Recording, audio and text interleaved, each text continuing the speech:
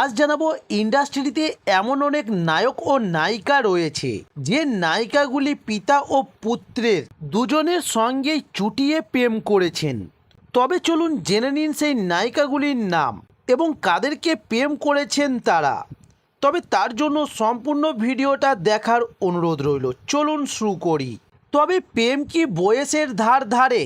তবে বলিউডে কোনো ছবিতে নায়িকা এক অভিনেতার সঙ্গে জুটি বেঁধেছেন, তো পরের কোনো ছবিতে সেই অভিনেতার পুত্রর সঙ্গে প্রেম করেছেন।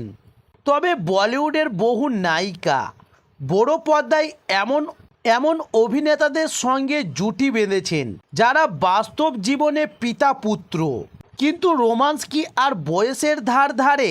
তবে কোন ছবিতে নায়িকা এক অভিনেত্রীর সঙ্গে জুটি বাঁধলে পরের কোনো ছবিতে সেই অভিনেতার পুত্রর সঙ্গে প্রেম করেছেন?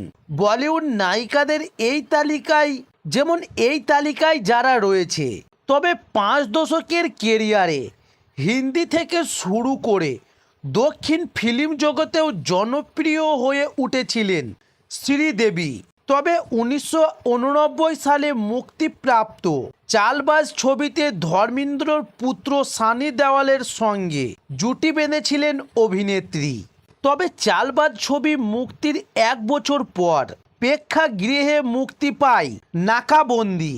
তবে এই ছবিতে ধর্মেন্দ্রের স্ত্রীর চরিত্রে অভিনয় করতে দেখা যায় শ্রীদেবীকে।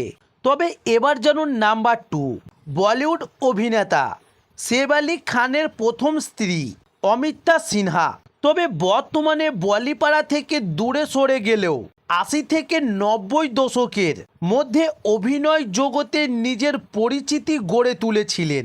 বাস্তবে পিতা পুত্রের সঙ্গে বড় পর্দায় জুটি বাঁধতেও দেখা গিয়েছে অমিতাকে। 1983 সালে বেদাত নামের হিন্দি ছবির মাধ্যমে বলিপাড়ায় পা রেখেছিলেন অমিতা। তবে এই ছবিতে সানি দেওয়ালের বিপরীতে অভিনয় করেছিলেন তিনি।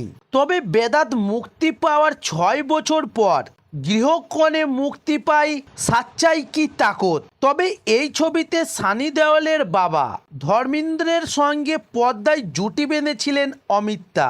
এবার জানুন নাম্বার 3, তবে বান্টি অওয়াল বাউলি এবং যুবা এবং কাভি আলভিদা না কেহনার মতো একাধিক হিন্দি ছবিতে জুটি বেঁধে অভিনয় করেছেন অভিষেক বচ্চন এবং রানী মুখার্জি।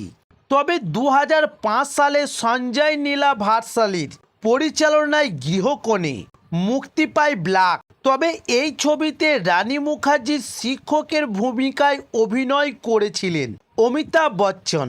তবে জুটি না বাঁধলেও রানী এবং অমিতাভ বচ্চনের ঘনিষ্ঠ দৃশ্য অভিনয় করতে দেখা গিয়েছে দুজনকে।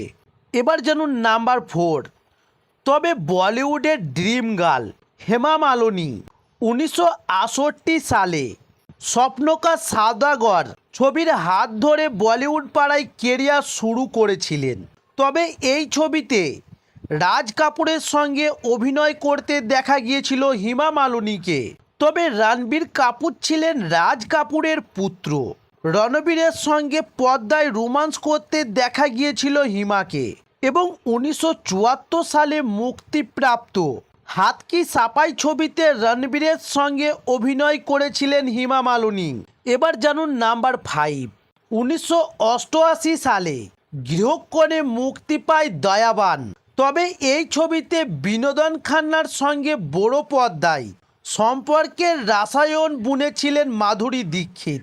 তবে দয়াবান মুক্তির 1 দশক পর 1997 সালে মুক্তিপ্রাপ্ত মহাবত ছবিতে বিনোদন খান্নার পুত্র অক্ষয় খান্না অভিনয় করেছিলেন।